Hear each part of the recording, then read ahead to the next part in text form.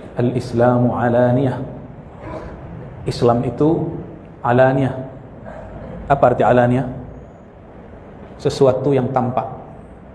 Itu al-Islam. Wal imanu fil qalb. Tapi iman tidak tampak. Iman itu di dalam kalbu. Maka iman bukan berdasarkan tebalnya sorban. Iman bukan berdasarkan panjangnya rida. Iman bukan karena saya pakai gamis. Iman bukan karena saya punya tasbih. Bukan. Iman bukan berarti saya pajang ada foto habaib di rumah. Bukan. Al-iman fil qalb, di dalam kalbu, ya. Wa taqwa hahuna. Kalbu itu ada wadahnya, disebut dada. Wa taqwa hahuna, dan takwa itu di dalamnya. Sallallahu alaihi wasallam.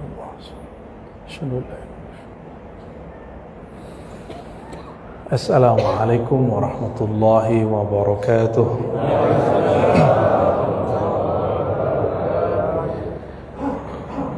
Alhamdulillahilladzi ja'alana muslimin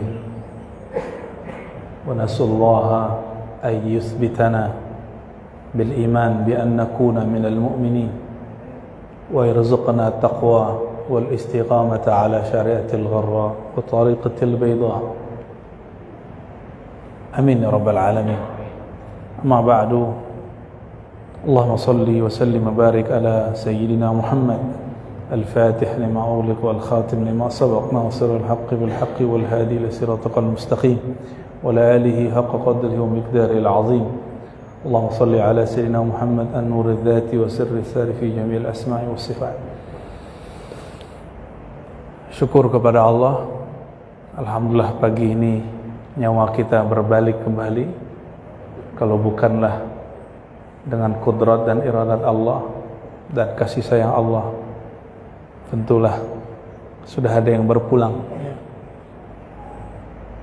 An-naumu akhul maut. Tidur itu saudaranya kematian. Ada yang lagi jadi saudara mati nih. Ya, mata berat tapi alhamdulillah berangkat ke masjid, ya. Semoga Allah memberkahi langkah-langkahnya. Amin ya rabbal alamin. Dan syukur ini tidaklah sah kecuali dengan wasilah bersolawat kepada baginda Nabi Muhammad SAW, hamba yang paling bersyukur kepada Allah Subhanahu Wa Taala. Kalau bukan karena beliau, kita tidak tahu salat subuh. Mungkin sampai sekarang masih nyembah pohon, orang Tanjung Pinang masih nyembah pokok. Bahasa lama Melayu, ya, nyembah pokok. Yang saya hormati Ketua MUI, ya, Tuan Guru Bambang, ya. Semoga Allah berkahi hayat beliau, ya. Pengurus Masjid Dzul Firdaus ini yang punya surga Al-Firdaus ini berarti. Para imamnya, para asatisnya, wabil khusus para jamaahnya, ya. Semoga semua kita diizinkan bersama Rasulullah di surga Firdaus. Hadis yang mau kita baca, yang barangkali saya mengikuti saja kitab Halut Ahli Tahqiq, anti relevan dengan judulnya, judul yang tadi disampaikan. Diriwayatkan dari Sayyidina Anas ibn Malik radhiyallahu taala anhu, dari Rasulullah SAW, beliau bersabda, Al-Islamu alaniyah. Islam itu alaniyah. Apa arti alaniyah? Sesuatu yang tampak. Itu al-Islam. Wal imanu fil qalb. Tapi iman tidak tampak. Iman itu di dalam kalbu. Maka iman bukan berdasarkan tebalnya sorban. Iman bukan berdasarkan panjangnya rida. Iman bukan karena saya pakai gamis. Iman bukan karena saya punya tasbih. Bukan. Iman bukan berarti saya pajang ada foto habaib di rumah. Bukan. Al-iman fil qalb, di dalam qalbu, ya. Wa taqwa hahuna. Qalbu itu ada wadahnya, disebut dada. Wa taqwa hahuna, dan takwa itu di dalamnya, di dalam dada, ya. Nabi tunjuk 3 kali. Berarti Islam, iman, takwa. Yang zahir cuma satu, yaitu al-Islam. Yang batin ada 2, al-iman dan at-taqwa. Kenapa di zaman Rasulullah SAW ada orang munafik? Pakaiannya pakaian orang Islam, tapi di kolbunya tidak ada iman, di dalam dadanya tidak ada takwa. Maka orang-orang munafik ini, dia berguru kepada Nabi SAW, tapi sekali saja melihat keganjilan pada keluarga Nabi atau pada Nabi SAW, maka dia buatlah cerita palsu. Ini ciri-ciri orang munafik, ya. Semoga Allah membebaskan diri kita dari kemunafikan dan memberikan al-Islam, al-iman dan at-taqwa. Amin. Untuk diri kita sendiri, yang di dalam diri kita ada nur Nabi Muhammad SAW. Mari kita bacakan surah Al-Fatihah. Bismillahirrahmanirrahim. Shiratal ladzina an'amta 'alaihim. Bapak Ibu, kita sering kirim Fatihah untuk Syekh Abdul Qadir Al-Jilani, benar ya? Kirim Fatihah untuk Nabi SAW. Sering kirim Fatihah untuk Imam Muhammad Bahauddin Shah Naqsyabandi. Tapi kapan Bapak Ibu ini kirim Fatihah untuk diri sendiri? Ya. Al-Fatihah itu isinya adalah doa, dan doa tertinggi ada dalam Al-Fatihah. Afdhalud doa alhamdulillah, begitu kata baginda Rasulullah SAW. Doa paling afdal, paling tinggi adalah engkau mengatakan alhamdulillah. Apa makna alhamdulillah? Terima kasih wahai Allah. Maka orang yang berterima kasih, doanya enggak perlu lagi pakai simbol, karena dia sudah senantiasa berdoa. Itu sebabnya orang-orang yang berterima kasih, bersyukur itu doanya sedikit, kabulnya banyak. Tapi banyak orang yang menuntut kepada Allah, namun dia suka mengeluh, suka berprasangka buruk kepada Allah, maka doanya tidak diterima. Karena ciri-ciri doa diterima, dia berbaik sangka kepada Allah Subhanahu wa ta'ala. Dan berbaik sangka itu ciri-cirinya tidak mengeluh dan suka berterima kasih. Orang berterima kasih, ciri-cirinya baca alhamdulillah. Tapi tidak semua orang baca alhamdulillah dia bersyukur. Alhamdulillah itu kalimat orang Islam, tapi belum tentu semua orang baca alhamdulillah kalbunya bersyukur. Siapa tahu lagi mau nyalek, ya. Ya, alhamdulillah dilanjutkan gitu. Ya, ajaran kita tidak melarang berpolitik. Ya. Politik itu fardu kifayah. Fardu silakan, ya. Namun pandai-pandailah. Jangan sampai menjual agama untuk cuma 5 tahun. Ya. Bapak Ibu yang bukan Allah, kembali ke hadis yang tadi. Islam itu zahir, iman itu batin. Berarti al-Islam hukumnya pada hukum badan. Hukumnya al-Islam pada apa? Hukum badan. Sayyidina Ali, Sayyidah Fatimah, dalam satu riwayat disebutkan dan kemudian dinukil dalam fatwa Al-Imam Ibnu Hajar Al-Haytami, Allah secara hakikat sudah menikahkan mereka di langit sebelum di bumi. Tapi tetap saja di bumi mesti diterapkan hukum al-Islam. Jadi al-Islam ini hukum badan. Mulai dari ujung rambut sampai ujung kaki kena hukum al-Islam. Itu sebabnya Walaupun kita boleh mengenal Allah cukup dengan kalbu, tapi kalau sholat mesti tutup aurat. Seandainya bertuhan itu, beragama itu cukup dengan hati, tidak perlu pakai badan, kita tidak perlu ke masjid, karena kalbu kita juga masjid. Qalbul mu'min baitullah. Kalbu orang beriman itulah hakikatnya masjid, hakikatnya baitullah. Maka tidak cukup beragama hanya dengan ya, Bapak Ibu, kalau kenyang itu hakikat, tanpa makan mungkin nggak?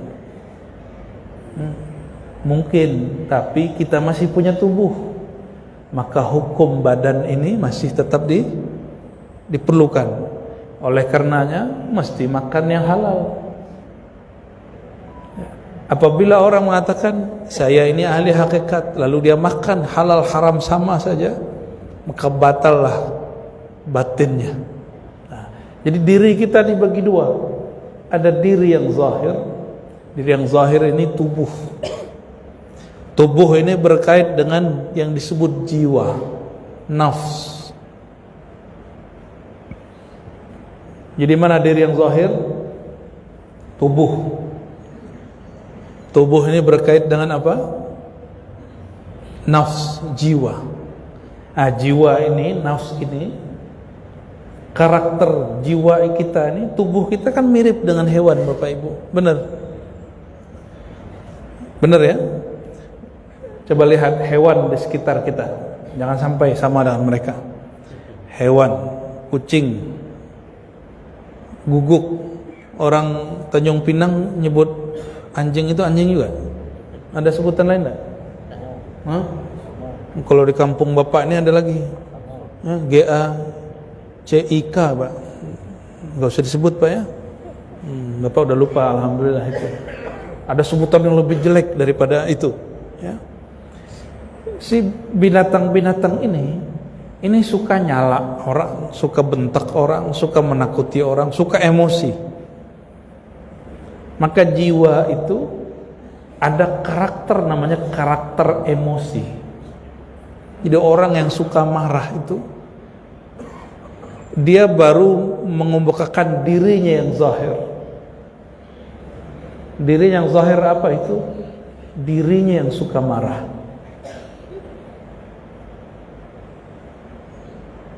Jadi kalau tersinggung dikit, dia nggak tahu siapa saya. Nah, suka ngomong gitu nggak? Lagi nyetir, lagi bawa motor, bawa mobil, disalip orang, lalu marah disalip pulang. Nah ini masih karakter apa? Karakter buas. Orang ini dan binatang buas hampir sama, cuma bedanya bisa nyetir aja. Mau begitu? Mau jadi orang begitu setiap hari? Ya? Tapi kok kita membiarkan diri kita begitu? Itu kalau ada orang ahli hakikat bisa lihat, itu yang dia lihat bukan manusia. Itu yang lihat yang nyetir si guguk, si kalbun tadi, bukan kolbun. Kolbu hati, kalau kalbun ANJING. Ya. Pernah ketemu orang, ini karakter kedua. Mungkin kita sendiri. Obrolan tiap hari duit. Ya. Tiap hari ngomongnya duit. Enggak ngomong duit, enggak bahagia dia. Yang sayangnya pasti Pak Ketua MUI kita menyaksikan dan sedih melihat banyak dai-dai enggak mau lagi datang dakwah kemana cuma karena urusan duit. Benar Tuan Guru ya? Zahirnya manusia, batinnya binatang ternak. Makanya di Quran disebut ulaika kal an'am, mereka dan binatang ternak 11-12. Karena tiap hari ngomongnya duit. Maka apapun kerjaan, apapun aktivitas, duit bukan Tuhan kita. Ya. Maka dalam zikir-zikir kita selalu baca ilahi anta maqsudi, ya Allah tujuanku engkau bukan duit. Nah, sering saya dengar orang ngomong gini, yang penting bisa makan tak. Tiap hari, besok kita naik Gojek lagi, itu lagi ngomongnya. Besok naik angkot begitu lagi. Ya, yang penting bisa makan tak. Jadi apapun urusannya yang penting bisa makan. Ini binatang ternak itu urusannya makan duit. Agak naik dikit syahwat, urusan lawan jenis. Tapi sekarang agak ngeri, sesama jenis pun ada. Ya, semoga ada yang terjangkit itu Allah sembuhkan penyakit batinnya. Amin ya rabbal alamin.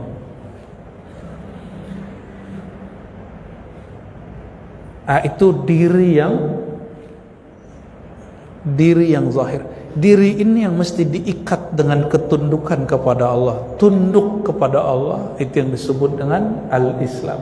Maka yang tadi, tubuh yang berupa jiwa, ini mesti diikat. Ya. Senang dengan lawan jenis, ikat dengan akad. Ingin makan, ikat dengan pekerjaan yang halal. Ya.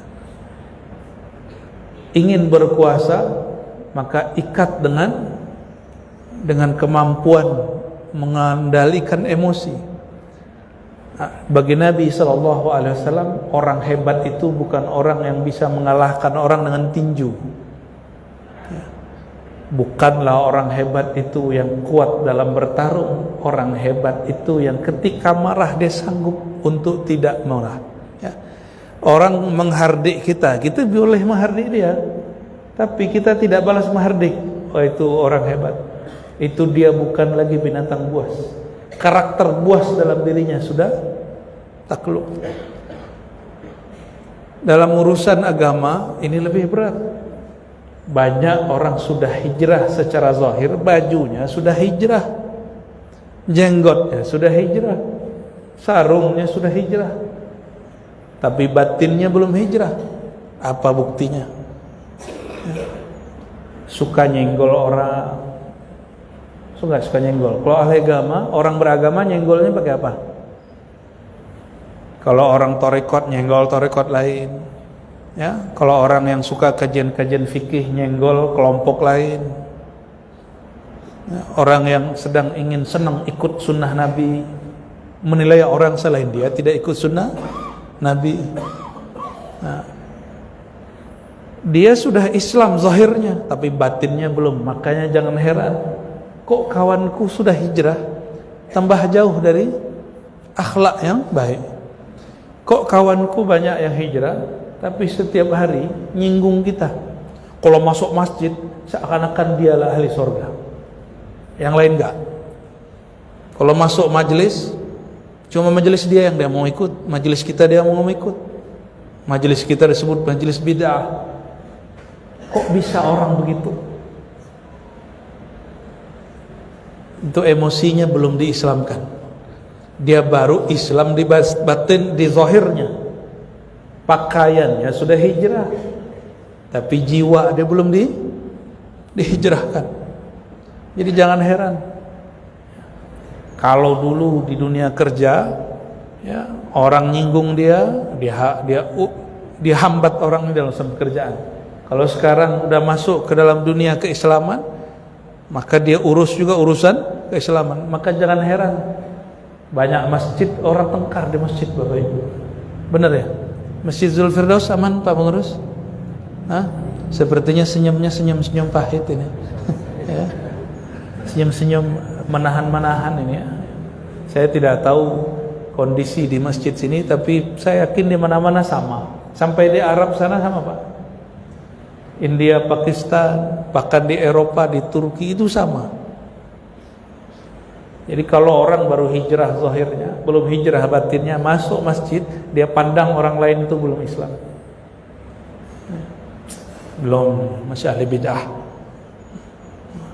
Kalau orang tarekat ngelihat orang yang enggak bertarekat, itu belum bertauhid, itu belum usul. Itu Pak Ketua MUI itu belum usul itu. Yang ngomong orang baru masuk tarekat kemarin sore. Enggak sopan.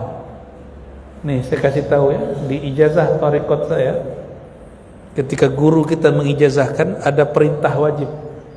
Akrimul fuqaha, hormati ahli fiqih, hormati ulama. Wajib menghormati ulama. Tentunya ulama-ulama yang kita pahami dalam pemahaman kita hari-hari, orang yang mencari pelita di dalam negeri, ya. Jadi al-Islam urusannya apa? Baru zahir. Jadi wajar kalau kemudian dia sudah berislam secara zahir, tapi batinnya belum, karena ada sisi yang lain, yaitu sisi yang kita sebut al-iman.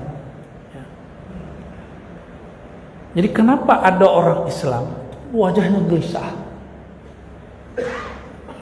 Ini wajahnya wajah yang mana-mana nih? Semoga yang bukan gelisah itu ya. Katanya ustadz tapi wajahnya gelisah. Katanya subuh pagi tapi wajahnya gelisah. Wajahnya wajah-wajah orang yang tidak tenang gitu. Apa masalahnya? Imam Yahya bin Muaz Ar-Razi, namanya sama dengan saya belakangnya doang ya. Yahya bin Muaz Ar-Razi. Ditanya, kenapa ada orang yang hatinya wajahnya kelihatan bahagia, ada yang tidak? Apa jawaban beliau? Orang yang wajahnya bahagia itu karena batin dia bercahaya. Cobalah lihat tuan-tuan ini kalau lagi awal terima di gaji, itu wajahnya sumringah. Tapi itu baru sumringah nafsiyahnya, jiwanya. Itu belum sumringah, belum bahagia kolbunya. Kapan bahagia kolbunya? Jika terima sesuatu, dia itikadkan bahwa ini dari Allah SWT, pasti bahagia kolbunya. Bapak Ibu, pernah dulu dikasih orang yang kita suka satu hadiah? Pernah nggak? Pernah. Kalau kita suka berarti kenal kan? Berarti sudah kenal dengan orangnya. Karena sudah kenal, kita hormat kepada dia, bahkan kita cinta sayang kepada orang itu. Lalu orang itu beri kita hadiah. Itu hadiah mungkin sedikit, tapi rasa di hati berbukit-bukit. Rasanya banyak. Kenapa? Karena kenal. Tapi coba kalau tidak kenal, dikasih banyak pun rasanya sedikit. Dan yang paling banyak memberi kita hadiah adalah Allah Subhanahu wa ta'ala. Namun karena kurang kenal kepada Allah, walaupun banyak pemberiannya, rasanya sedikit. Tiap hari ngeluh, tiap hari, ya. Bapak Ibu tahu kabar Sudan? Sudan itu dari sebelum puasa kemarin, bahkan dari tahun sebelumnya, itu konflik terus. Mereka untuk makan sehari itu udah sulit. Nih, adik-adik saya, ya, mahasiswa-mahasiswa saya yang kuliah ke sana, itu akhirnya kuliahnya terganggu. Ya. Yang sudah lama dari tahun berapa itu, Tuan Guru, Suriah konflik itu tahun berapa? Sebelum 2013, dari 2011 ya. Ya Rob, itu orang sampai hari ini mau makan roti aja sulit. Di sana orang makan roti gandum. Sulit cari gandum. Apalagi cari nasi. Hari ini ya, mereka masih sibuk urusan bom. Dan yang paling menggenaskan, menyedihkan apa? Ada satu kota tua namanya Aleppo atau Halab, bahasa Arabnya Halab. Itu kota punya PDAM, dibom oleh kelompok ekstrim pakai kalimat takbir. Kalau PDAM dibom, itu mengalahkan pemerintah sana atau menyengsarakan rakyat sana. Ya. Listrik dibom, PDAM dibom. 3 bulan mereka tidak ada api, tidak ada listrik, tidak ada air bersih. Tapi mereka masih bisa bersyukur. Orang Aleppo itu dari dulu itu sudah korban perang, dari zaman keberapa pun sudah sering perang. Negeri kita ini paling aman, alhamdulillah. Cuma kurang bersyukur. Jangankan mensyukuri Allah, terima kasih kepada orang atasan kita pun kita tidak ada. Apalagi kepada pemimpin kita, apalagi kepada ulama kita. Ya. Masih sakit hati karena politik lama, padahal calon presiden sudah ganti. Ya. Masih belum terobati hatinya karena nafsiyahnya berpenyakit. Karena beragama dengan emosi. Emosinya dianggap sebagai sebuah agama. Lain dengan pilihan dia, lain agamanya. Sampai hari ini udah mau 5 tahun nih belum berubah juga. Ya. Karena beragama masih dengan emosi, lalu menjadikan emosi dia sebagai simbol beragama. Saya doakan nanti capresnya banyak, biar nanti nggak politisasi agama. Saya doakan nanti semoga pengurus masjid mau undang semua caleg masuk masjid, ya. Biar tidak hanya caleg partai tertentu yang mengklaim dirinya paling islami. Ya, ya Pak Ketua, ya Pak Pengurus, undang semua caleg Pak pengajian. Undang aja semuanya, supaya nggak semuanya inilah partai Allah, inilah caleg-caleg pilihan Allah. Ntar calegnya disebut calegullah. Ya, jangan sampai itu terjadi lagi. Ya, kita ini orang berakal, mau ilmunya sama dengan kemarin. Ya. Sayyidah Aisyah mengatakan, aku melihat diriku terhina jika hari ini sama dengan kemarin ilmunya. Mau begitu lagi? Ya. Ini saya melawan arus, Pak. Teman-teman saya para asatis banyak yang terjebak di sini. Yang menganggap politik itu sebagai simbol agama, terjebak dengan kalimat Ustadz, Buya, Tuan Guru, Islam tidak terpisah dari politik. Giliran saya ngomong politik, Buya kok ngomong politik? Apalagi kalau saya nyalek, kan gawat. Loh Ustadz ngurus agama aja. Digituin gak Tuan Guru? Ya sama digituin. Ini jamaah ngajarin Buya, ngajarin Ustadz, kan lucu. Giliran kita didik dia, oh nggak boleh Ustadz, agama tidak boleh pisah dari politik. Giliran kita ngomong politik, beda dengan politik dia, apa kata dia? Ustadz ini ngomong politik, ya. Serba salah. Cuma karena beda 0, maka kita harap nih capresnya lebih dari 2, ya, supaya nanti orang-orang ini tidak klaim bahwa dia wakil satu agama. Amin ya rabbal alamin, ya. Tapi kalau ingin hancurkan negeri, ya silakan politisasi agama. Silakan ustadz-ustadz, tuan-tuan guru politisasi agama, pakai mimbar untuk urusan agama, untuk urusan politik. Nih politisasi, pilih ini, nanti silakan. Tapi siap-siap hancurkan masjid. Bangunannya masih megah, tapi dalamnya hancur, cerai-berai. Gak ada urusannya, Pak. Sayyidina Ali beda politik dengan Sayyidina Umar. Dua-duanya dijamin masuk surga. Sayyidina Ali beda politik dengan Sayyidina Muawiyah, bahkan mereka perang. Tapi kita tetap baca radhiyallahu anhum, semoga Allah meridhai Sayyidina Ali, semoga Allah meridhai Sayyidina Muawiyah. Walaupun ada 1-2 guru saya ahlu sunnah itu tetap mengkritisi Muawiyah, karena memang secara politik keliru. Tapi adab kita sebagai umat Nabi Muhammad SAW, apa adab kita? Umar bin Abdul Aziz, tahu Umar bin Abdul Aziz? Ditanya orang, dia ini bukan sahabat Nabi, dia tabi'in. Dia nggak ketemu Rasulullah SAW, nggak ketemu Muawiyah, nggak ketemu Ali. Apa kata dia ketika ditanya orang, Umar bin Abdul Aziz, dia ini sholat setiap hari 150 rakaat. Ada yang amalannya sebanyak itu?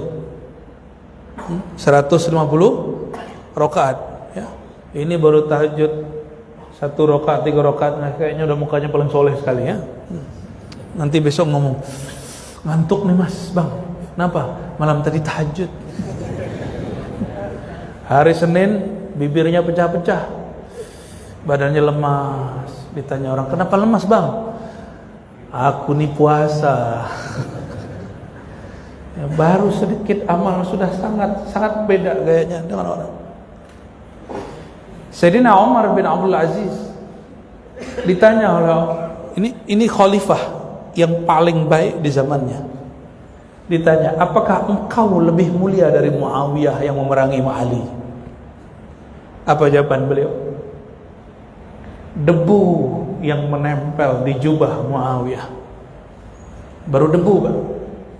Sesaat saja dia membersamai Rasulullah, lalu ada debu menempel di badannya. Walaupun dia cuma 2,5 tahun bersama Rasulullah, selama itu debunya lebih mulia daripada Umar bin Abdul Aziz. Apalagi sahabatnya, apalagi orangnya, yaitu Sayyidina Umar. Tapi Sayyidina Umar juga mau ngomong ini, Sayyidina Umar bin Aziz, yang lebih lama sama Rasul, Muawiyah atau Ali? Mana yang lebih lama? Muawiyah itu masuk Islam pas Fathu Mekah. Fathu Mekah tahun 8 Hijriah. Sayyidina Ali sudah Islam itu barengan dengan Khadijah, Abu Bakar, Waraqah ibn Naufal. Itu cuma beberapa hari bedanya. Jadi orang yang paling awal Islam Khadijah dari kalangan perempuan, Abu Bakar di kalangan yang tua, yang paling kecil adalah Ali bin Abi Thalib.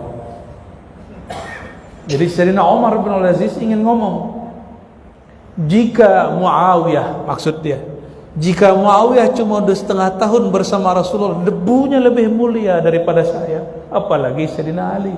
Tapi beliau tidak mau menghujat Muawiyah, tidak mau berlebihan juga memuliakan, mengatakan memuji Sayyidina Ali. Cukup pakai bahasa-bahasa simbol. Begitulah ulama-ulama terdahulu meredam orang konflik urusan politik. Itu kenapa? Jadi saya paham kenapa hari ini 0102 2011 masih ada. Jangankan itu, di zaman Sayyidina Umar Aziz udah meninggal Muawiyah, udah lewat 50 tahun, itu masih orang terkenang masalah politik Ali, politik Muawiyah. Jadi kita maklumi juga Tuan Guru, kenapa lukanya ini masih ada. Ya.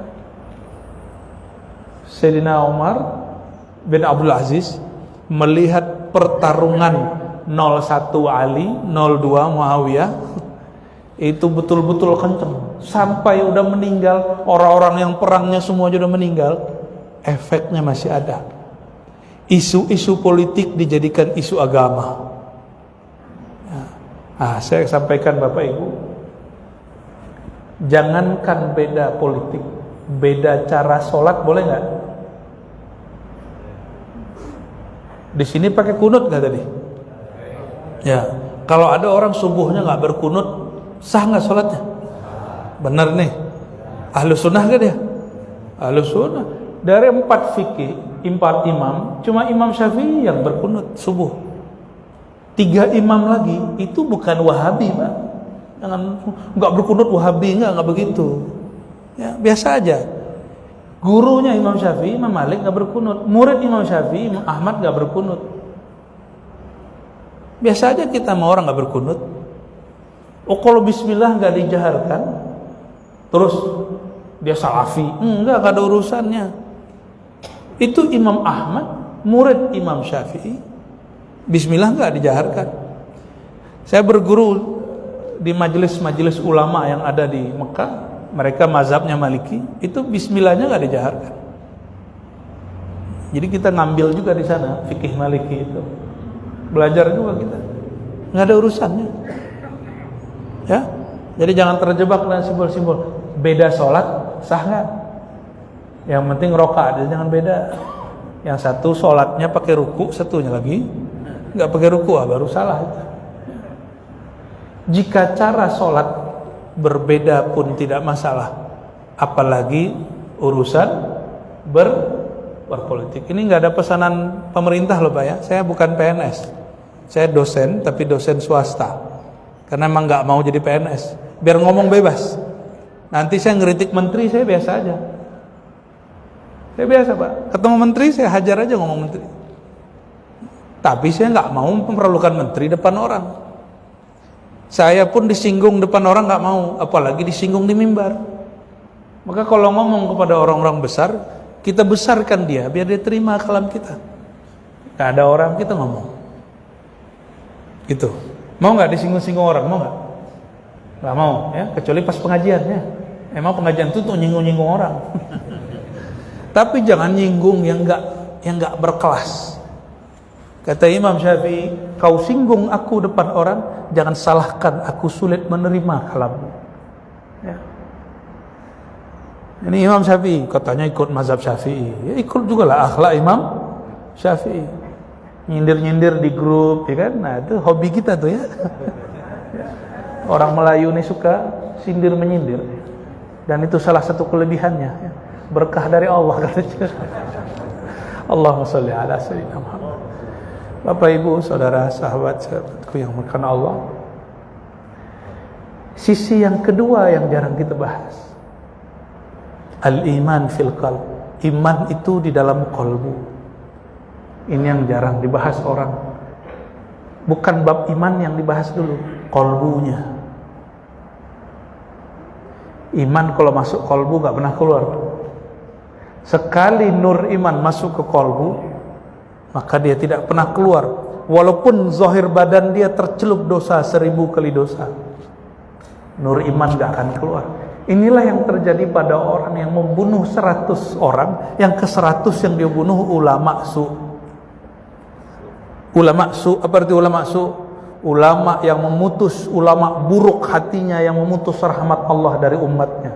Itu yang disebut ulama su, bukan beda politik. Apa kata ulama ini ketika ada orang mau tobat? Kau mau tobat, berapa orang kau sudah bunuh? 99 Tuan Guru.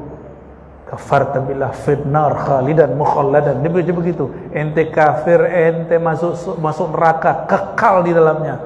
Karena orang ini pendekar, ya, jawara, dia bawa pisau kemana-mana, itu orang langsung pisaunya terbang, set.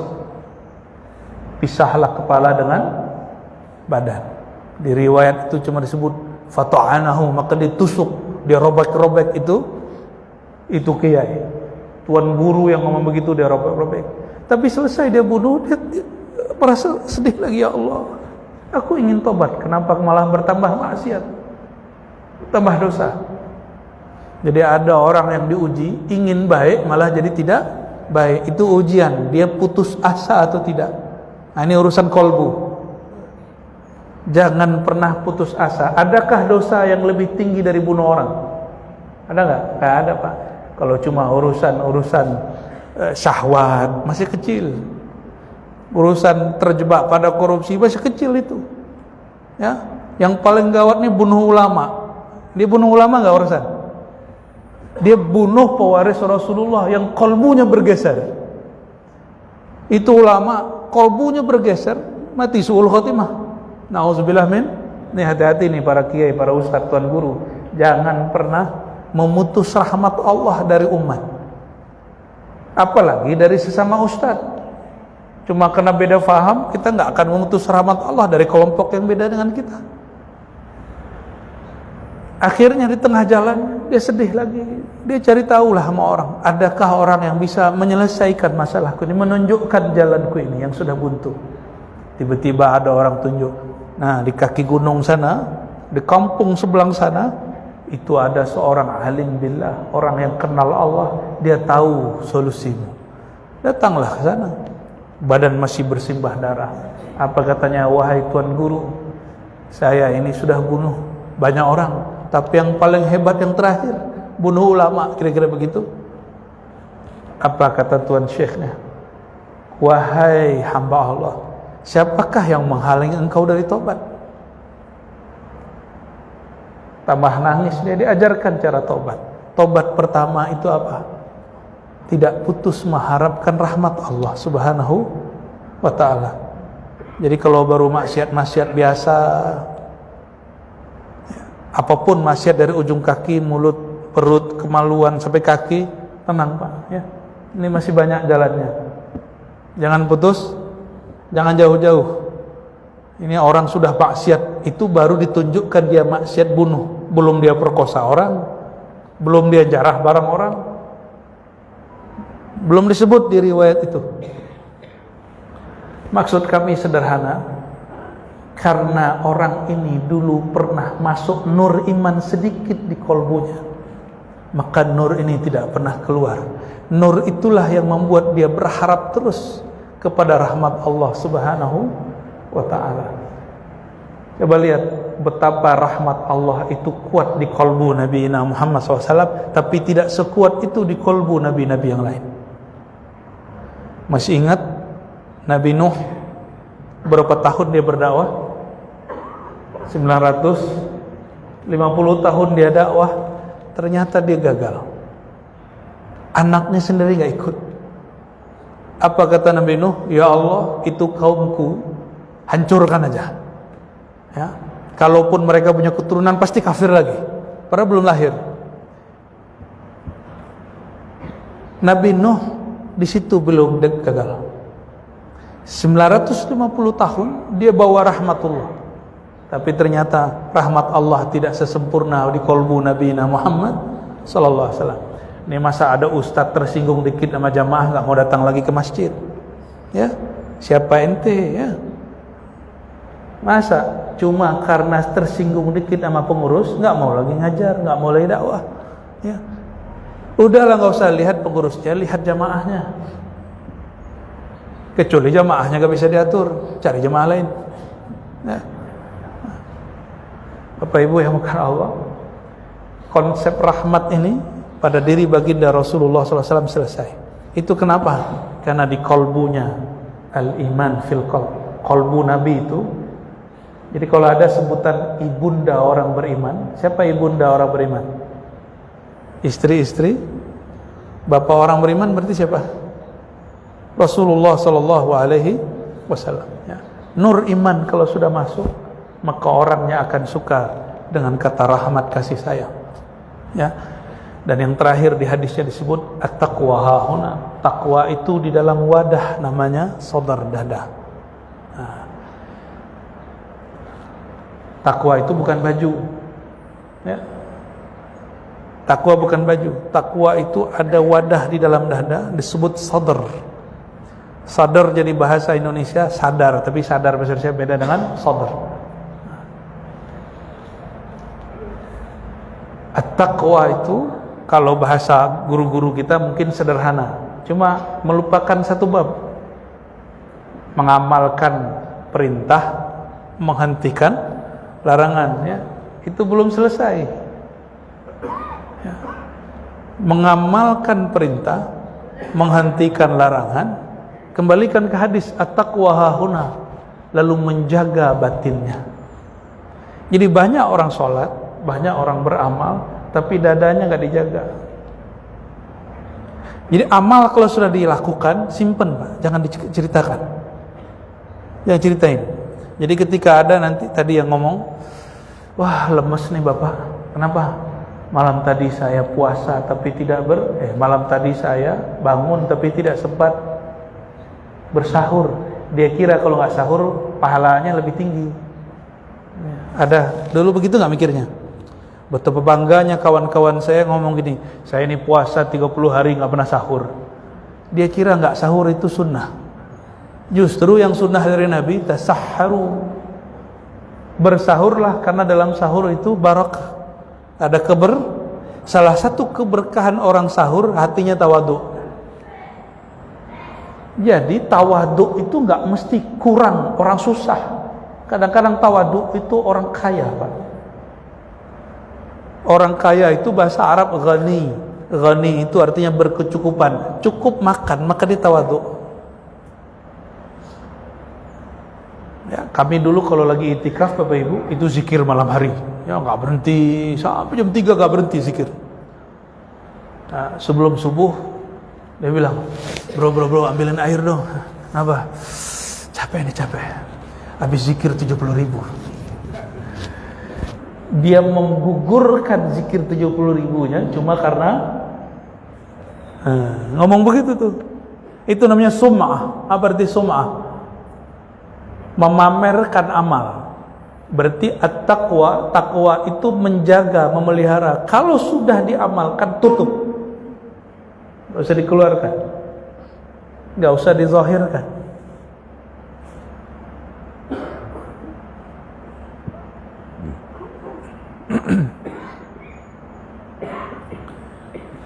Maka at-taqwa hahuna, ketika Nabi nunjuk 3 kali takwa di dalam ini. Bapak Ibu, kita ini banyak yang latihan sholat. Dari kecil latihan sholatnya lama gak? Bapak ini kalau dulu sholat pernah bercanda gak Pak? Pernah bergurau gak lagi sholat? Dorong kawan? Pernah gak? Wajahnya sepertinya ada ini. Kalau ini wajah korban ini ya. Dulu didorong kawan ini. Tapi kayaknya suka pegang batu. Ini bapakmu saya injak. Nah, dulu ya. Orang supaya bisa sholat seperti tadi, itu dibimbing sama gurunya bertahun-tahun. Benar gak? Tapi kita ini baru punya guru zahir, belum punya guru dada, guru kolbu, guru yang merawat at-taqwa itu. Guru gak usah khawatir sama murid, iman masuk sekali gak akan ada masalah. Tapi masalahnya at-taqwa, hahuna itu yang masalah. Orang yang bunuh 100 orang masih syukur, dia masih ketemu ulama yang nunjuk di akhir hayatnya. Ini saya khawatir kita gak ketemu ada ulama yang menunjukkan jalan. Jamaah subuh yang bukan Allah, terakhir dalam hadis Nabi sallallahu alaihi wasallam, hadis yang sering dibaca oleh para ulama, hadis Imam Ahmad, tadi juga hadisnya riwayat Imam Ahmad. Jaddidu imanakum, jaddidu imanakum, kata Nabi sallallahu alaihi wasallam, segarkan imanmu. Berarti iman ini bisa usang. Iman di mana tadi? Di dalam kolbu. Walaupun sudah masuk ke dalam kolbu, tapi dia usang. Apa yang membuat dia usang? Nafsiyah tadi, emosi dan syahwat. Itu yang bikin dia usang. Maka sahabat bertanya, sekelas sahabat bertanya, wahai baginda, bagaimana cara kami membuat iman kami segar kembali? Hadisnya masyhur sekali. Lalu beliau mengatakan, aktsiru min qauli la ilaha illallah. Perbanyaklah kalimat iman, kalimat tauhid, yaitu la ilaha.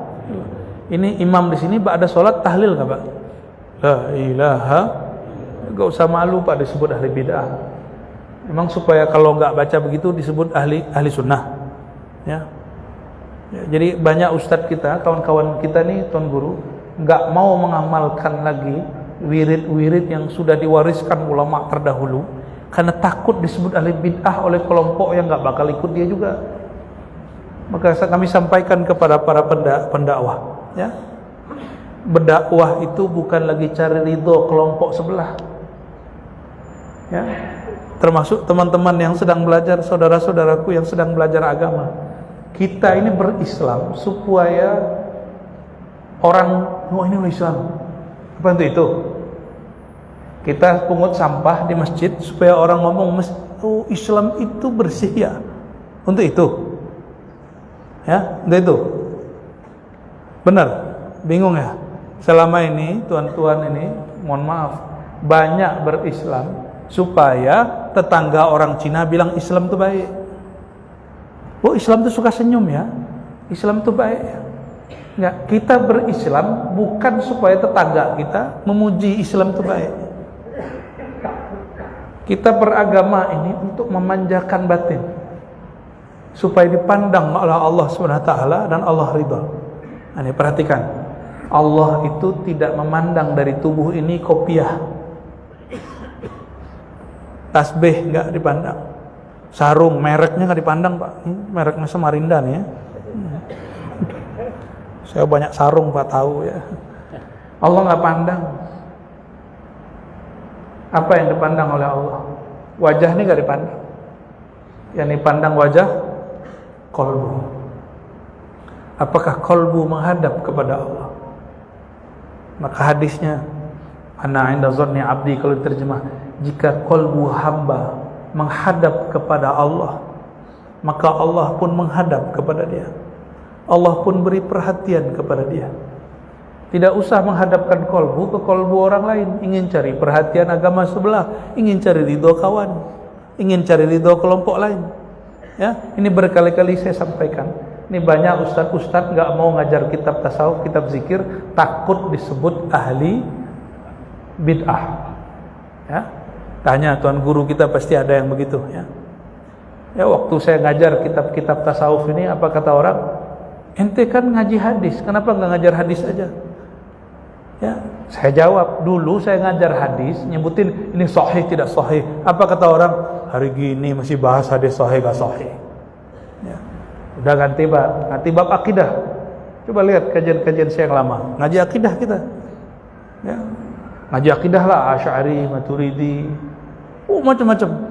Apa kata mereka? Hari gini masih bahas-bahas begitu. Ya. Habis itu kita bahas sunnah bid'ah. Ya, hari gini masih bahas sunnah dan bid'ah. Akhirnya saya tanya juga, aku ini cari ridho siapa? Orang kelompok yang sama, komentarnya sama. Yang dulu ngomentarin saya ngajar hadis, itu juga yang ngomentarin. Akhirnya saya datang kepada guru, latihan zikir lagi, latihan rohani lagi. Keluar-keluar kita ngajar kitab tasawuf. Orang yang sama ngomong, Pak, ente nggak takut disebut kelompok bid'ah sama yang kelompok sana? Dia lagi. Ya. Ada yang lebih parah, sesama ahlu sunnah ngomongnya begini, tuan guru. Ya Allah, kajian-kajian berat gini kok dibagi-bagi di hadapan jamaah. Ya. Rahasia-rahasia begini kok dibagi-bagi. Ya. Ini kajian berat nih Bu ya. Gak usah bagi-bagi sama orang. Serba salah kan? Kalau saya menyekutukan Allah dengan orang itu, maka saya berhenti juga ngajar tasawuf, Pak. Ya. Karena mencari ridha makhluk, sedangkan ridha makhluk ghayatun la tudrah, nggak akan pernah dapat. Itulah makna kalam dari Imam Ibn Ruslan. Pikiranmu, persepsimu syirik, syirik khafi, karena berbuat ingin mendapatkan pujian orang. Nanti apa kata orang? Ini orang Melayu kan paling suka. Nanti apa kata orang, Buya? Itu syirik itu, Pak. Ya. Kalau sesama ustadz, nanti apa kata ustadz yang lain? Kapan kita ini berbuat betul-betul dari dalam diri, bukan dari orang lain? Ya, maka pengurus masjid nggak usah khawatir, hidupkan majelis-majelis zikir, majelis salawat di masjid ini. Ya, tengkar-tengkar dikit mah majelis nggak apa-apalah. Ya, yang penting untuk kemaslahatan umat. Nggak usah takut. Ada selak-selak dikit sama jamaah itu biasa. Yang penting majelisnya jalan.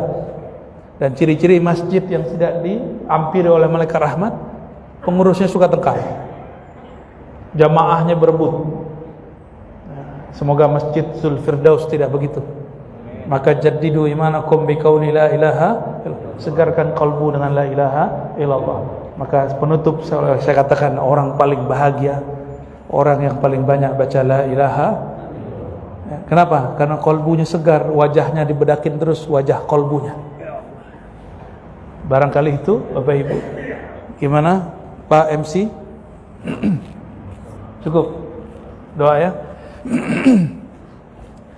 Mari kita doakan diri kita, orang tua, guru-guru, tetangga-tetangga kita, kawan-kawan kita yang sama faham dengan kita ataupun berbeda faham dengan kita, pasangan, istri, dan semuanya. Untuk mereka semua kita kirimkan surat Al-Fatihah. Ya surat Amin. Ikuti ya. Asyhadu an la ilaha illallah wa asyhadu anna Muhammadar Rasulullah. Ya Allah, aku bersaksi.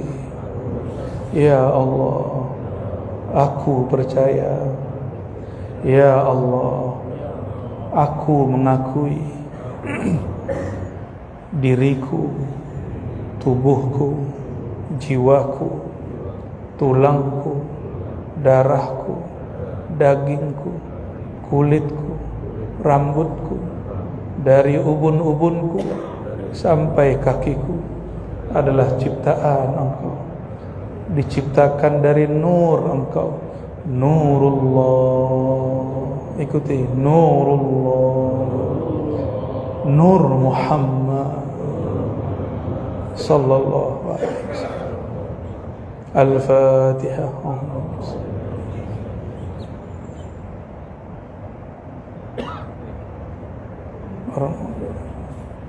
Allahumma ya Allah, ya Rahman ya Rahim ya Karim, ya Azim ya Azim ya Azim, ya Karim ya Karim ya Karim, ya Allah yang Maha Pemurah. Akribna bi kasratis salah ala habibika habibina Muhammad sallallahu alaihi wasallam. Ya Allah, muliakan kami meskipun kami ini tidak mulia, dengan banyak berselawat kepada hamba Engkau yang paling mulia. Wahai baginda Rasulullah sallallahu alaihi wasallam, iqbal tahiyyatana wa salamana wassalatu wassalamu alayka ya sayyidi ya Rasulullah. Wahai baginda Rasulullah, terimalah salam dari kami, terimalah rindu dari kami, terimalah kami menjadi umat Engkau wahai baginda Rasulullah. Wahai baginda Rasulullah, kami mendapatkan dari guru-guru kami hadis yang sahih. Siapa yang bersalawat kepadaku, mengucapkan salam kepadaku, maka aku akan membalasnya langsung. Allah mengembalikan ruhku, lalu aku menjawab salamnya. Maka ya Rasulullah, izinkan kami mendapatkan balasan salam daripada Engkau. Allahumma ya Allah ya Ghaffar ya Ghafur, ya Allah yang Maha Pengampun, yang Maha Pengasih. Dosa kami dari ujung rambut, ujung ubun-ubun sampai ujung kaki, mulai dari lisan, mulai dari tangan, kolbu, perut, di bawah perut sampai kaki. Ya Allah, semua di tubuh kami ada maksiatnya ya Allah. Belum lagi ada dosa-dosa di dalam kolbu. Dan Nabi Engkau mengatakan ya Allah, bahwa Engkau hanya melihat di dalam kolbu, dan Engkau tidak mau melihat jika kolbu di dalamnya ada noda. Maka pagi ini ya Allah, mohon bersihkan kolbu kami dari semua sifat-sifat yang Engkau murkai, dari sifat iri dan dengki, dari takabur, dari merasa lebih mulia dari siapapun hamba Engkau. Maka ya Allah, bersihkan kolbu kami dari kerasnya hati, dari emosi yang meluap-luap. Ya Allah, bersihkan kolbu kami dari prasangka yang buruk. Ya Allah, bersihkan hati kami dari ketamakan. Ya Allah, bersihkan diri kami daripada syahwat yang sulit terkendali. Ya Allah, bersihkan kolbu kami dari kelalaian mengingat Engkau ya Allah ya Rabbal Izzah. Allahumma ya Allah, apabila kolbu kami telah Engkau bersihkan pagi ini ya Allah, izinkan ya Allah, tatapan rahmat kasih sayang-Mu masuk ke dalam kalbu kami. Karena kami mendengar para imam kami berkalam, man nazarallahu ilaihi lam yu'azibhu. Siapa yang Allah pandang dia dengan rahmatnya, maka Allah tidak akan menyiksanya. Sekali dipandang Allah, selama-lamanya dipandang Allah. Izinkan ya Allah pagi ini, detik ini, saat ini, wahai Sang Pemilik waktu, pada waktu ini tataplah kalbu kami ya Allah dengan tatapan rahmat. Izinkan kami merasakan hembusan-hembusan kasih sayang Engkau dengan kemuliaan baginda Nabi Muhammad sallallahu alaihi wasallam. Ya Allah, guru-guru kami mengatakan, siapa yang meminta dengan nama Rasulullah sallallahu alaihi wasallam, maka doanya mustajab. Maka kami bertawassul dengan Nabi Muhammad sallallahu alaihi wasallam, kekasih Engkau ya Allah. Mohon tataplah kami dengan kasih sayang-Mu ya Allah, sehingga sirnalah semua noda di dalam kalbu kami ya Allah, sehingga tatapan kasih sayang-Mu melimpah jua di dalam kalbu kami. Dan ketika kami menatap makhluk-Mu, kami pun berkasih sayang ya Allah. Ya Allah, izinkan kalbu ini penuh dengan cinta ya Allah. Izinkan diri kami penuh dengan kasih sayang ya Allah. Izinkan akhlak kami penuh dengan kemuliaan ya Allah. Mulai pagi ini jadikan kami orang yang suka tolong menolong ya Allah. Ya Allah, mulai pagi ini izinkan kami menjadi orang yang suka mengalah ya Allah. Ya Allah, mulai pagi ini jadikan kami orang yang tidak gampang marah dan tersulut emosi ya Allah. Ya Allah, mulai pagi ini ya Allah, takdirkan kami istiqamah dalam syariat Engkau ya Allah. Istiqamah sehingga kami wafat kami hanya memandang kalimah la ilaha illallah Muhammadur Rasulullah. Allahumma ya Allah, ya muqallibal qulub, wahai yang membolak-balik hati, bagaimanakah nasib nanti kami ya Allah? Jika hidup susah pun membuat hati kami berubah, apalagi susahnya sakaratul maut ya Allah. Maka hanya syafaat baginda Rasulmu yang kami harapkan ya Allah. Di saat badan sudah mulai melumpuh, lisan sudah mulai keluh, pikiran melayang tidak jelas kemana, mata terbelalak, kami hanya berharap rahmat, kasih sayang dan syafaat baginda Rasulullah SAW. Maka ya Allah, faktub lana husnal khatimah, tetapkan kami ini wafat dalam husnul khatimah. Ya Allah biha, ya Allah biha, ya Allah bi husnil khatimah. Baca sama-sama. Ya Allah, ya Allah, dari dalam hatinya. Ya Allah, ya Allah. Terakhir ya Allah, jadikan kami hamba Engkau yang mampu menyembunyikan rahasia-rahasia Engkau. Jika kami Engkau beri mimpi, Engkau berikan pengalaman-pengalaman batin. Jadikan kami orang yang mampu untuk menyimpannya ya Allah. Karena Nabi Engkau mengatakan pengalaman batin, mimpi-mimpi adalah mubasyarat, kabar gembira, bukan untuk diobral, bukan untuk diumbar. Jadikan kami yang mampu menjaga amanah-Mu ya Allah.